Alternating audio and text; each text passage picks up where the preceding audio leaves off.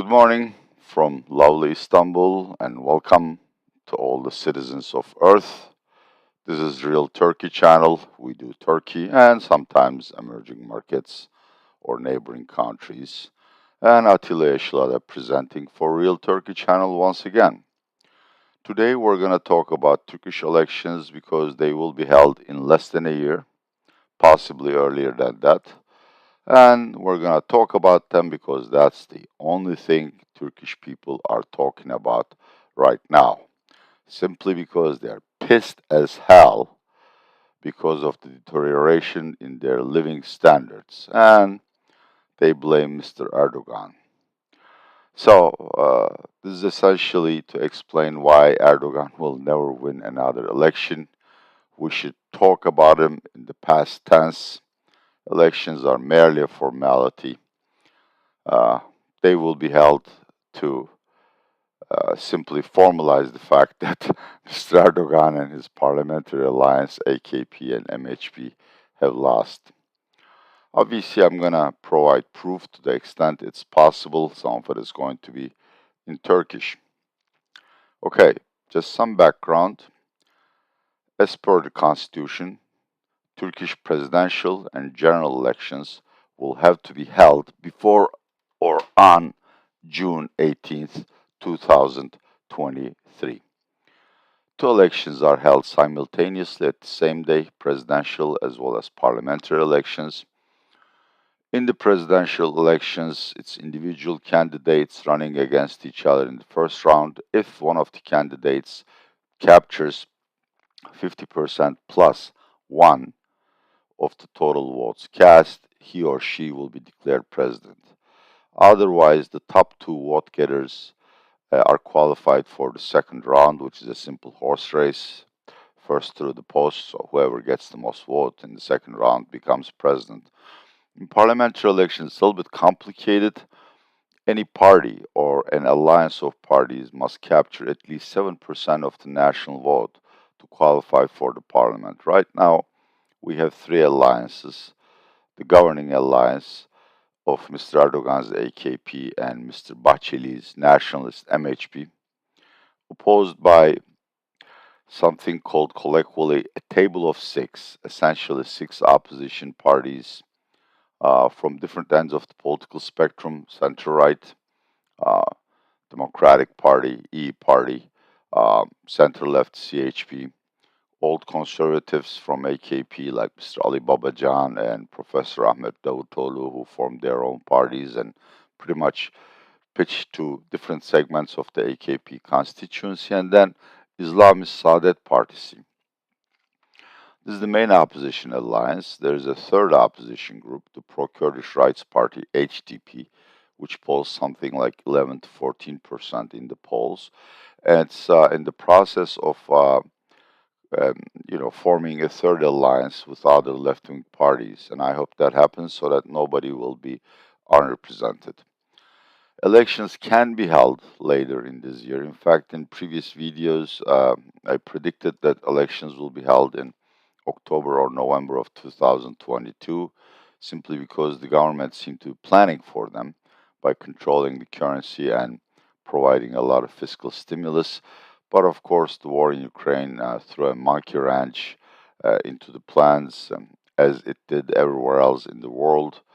The Ukraine war has been so costly for Turkish economy, and I estimate it cost at least $30 billion, and has contributed so much to the rampant inflation that elections this year don't make sense. Anyhow, it's important to understand that it's sort of like um, United Kingdom or Britain or UK, in the sense that the governing party has the option of calling elections anytime it wants to. And in Turkey, it's Mr.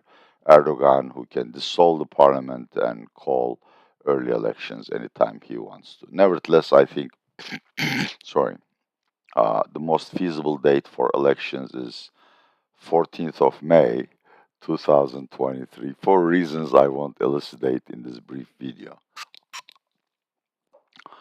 Going into the elections, the polls show that Erdogan in the presidential race and his coalition of AKP and MHP are lagging badly in the polls. Let's start with the parliamentary polls here.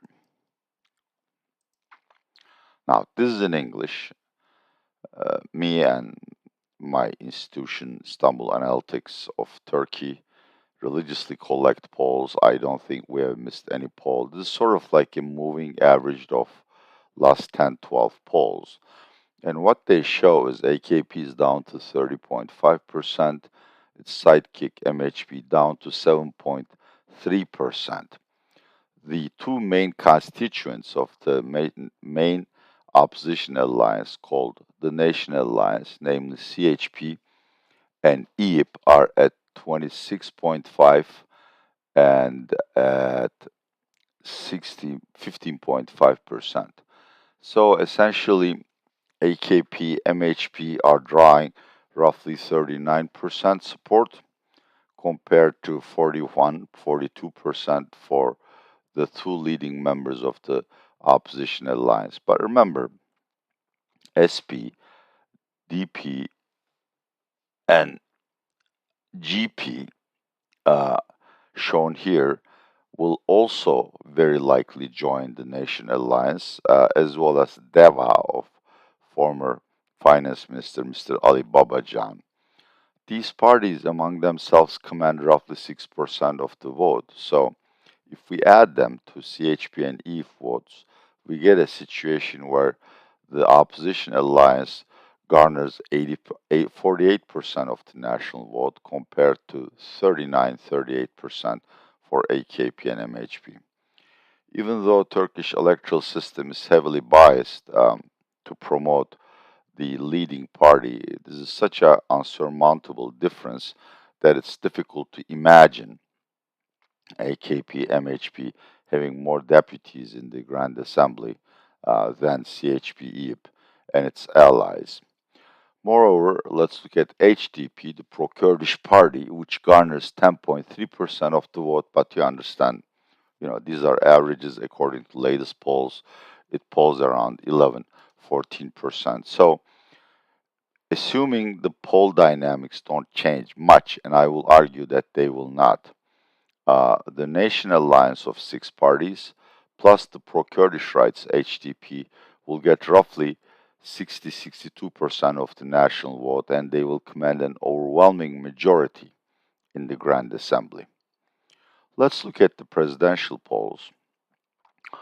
Now, again, I also collect presidential polls, but the questions asked to determine which candidate will win are not uniform.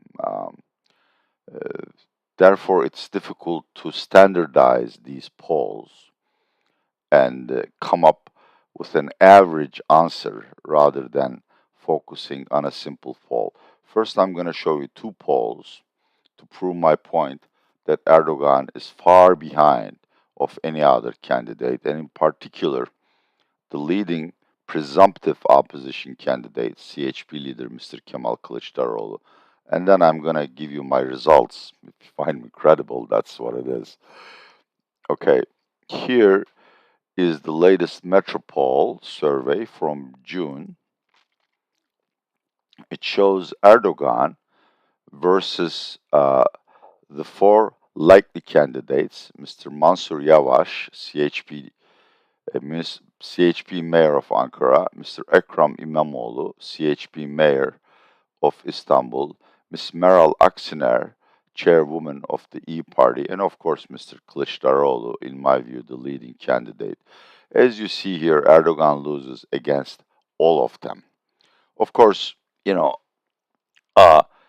Mansur Yavaş and Ekrem İmamoğlu do better than my favorite candidate, Mr. Kılıçdaroğlu, but that's really irrelevant. This is not about who will be the opposition's candidate. It's about proving that Mr. Erdogan will lose regardless of who might be the opposition candidate. In fact, Mr. Erdogan is so weak in the polls, I'm thinking of throwing my hat into the ring. Maybe I'll get 5%, 10% on platform of legalize all recreational drugs and give everyone free Wi-Fi without any limits. But anyhow, that's the first poll, which pits Erdogan against four potential candidates. Here's another one. This is from ORC, and it's also fairly recent. It appeared about a week ago. It's in Turkish, unfortunately. But the question is, if Kemal Kilicdaroglu runs against Erdogan, will you vote for him? Yes, I will, stands at 50.3%. No, I won't, is at 37.4%, with 12.3% undecideds. Even if we assign all of the undecideds to the Erdogan camp, Erdogan pulls 39.7% versus Kılıçdaroğlu's 50.2%. But of course, polls don't go that way. We should probably just distribute undecideds between the two candidates, in which case Kılıçdaroğlu wins by an overwhelming margin of victory, roughly 56% against Erdogan's 42 or so. Now, my view, I looked at 11 polls which were published or made public over May, June, and I think one poll from July. In 10 of them,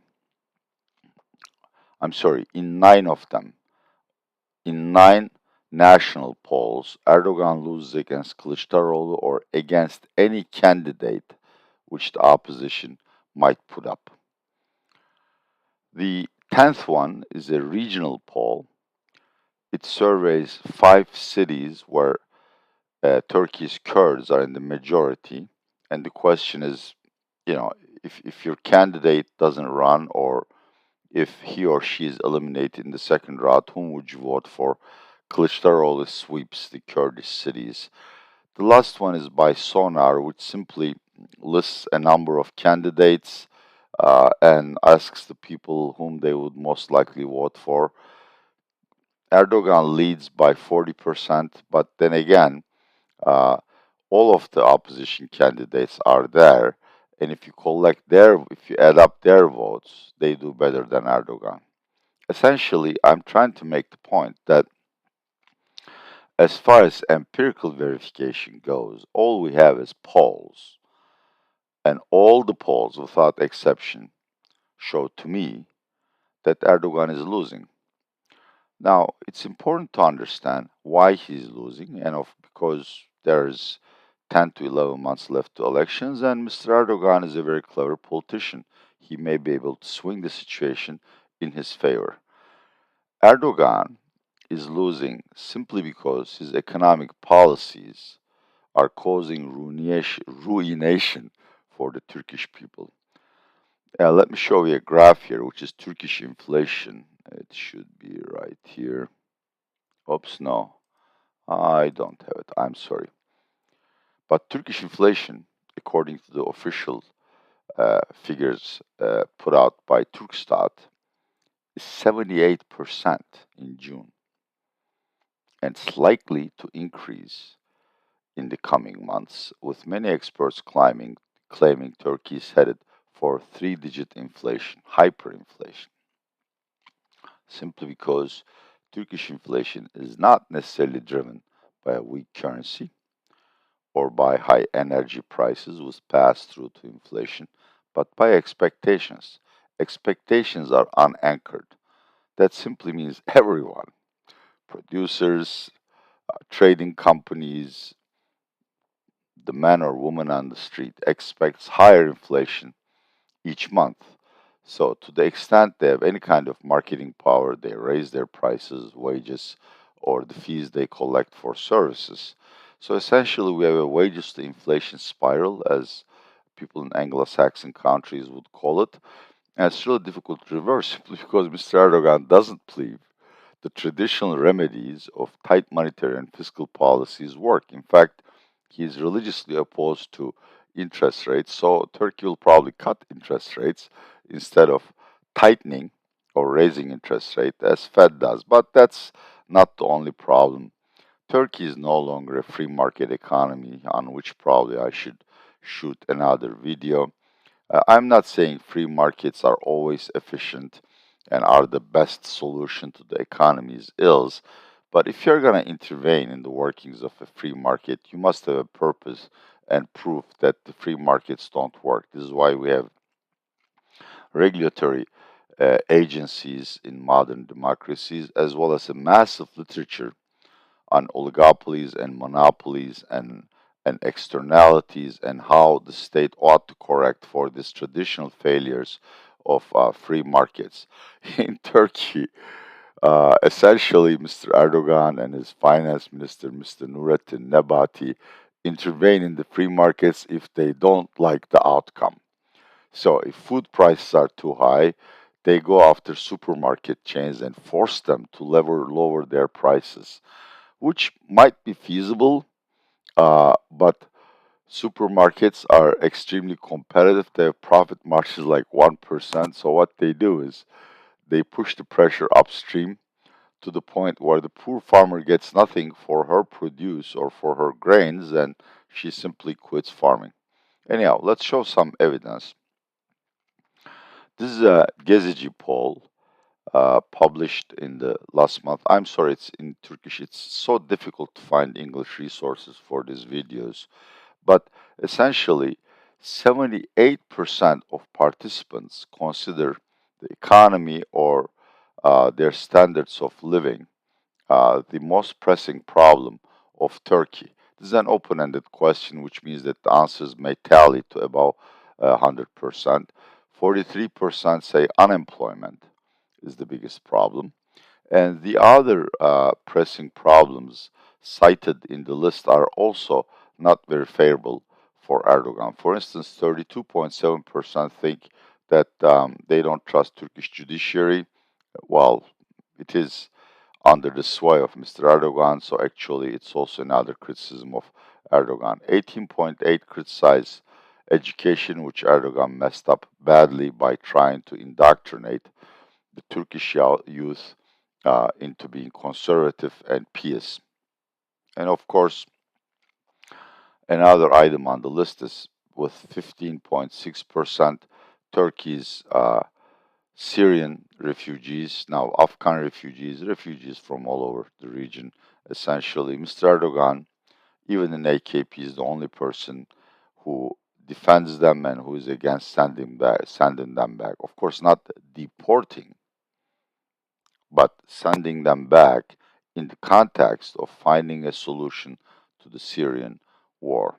This is the Gezici poll, which clearly demonstrates that the Turkish voters are going to go to the polls with only one thing in their mind: punishing Erdogan, who caused them to lose prosperity. Here is another poll um, by Aksoy agency. This is more telling. It asks a very intriguing question. How is your economic conditions or welfare today compared to 2002? 2002 is the year when AKP came to power and Turkey was coming out of the deepest crises of the 21st or even the 20th century, the 2001 banking/BOP crises. And look at these reds. These reds are essentially the percentage of people who say they are doing more poorly today than they did in 2002. The national average of those who claim they have lost prosperity since 2002 is just mind-boggling 70%. Among AKP voters, it's close to 50%. Among MHP voters, which is also in the governing coalition of AKP and MHP, those who feel poorer today vis-a-vis 2002 are a whopping 48%.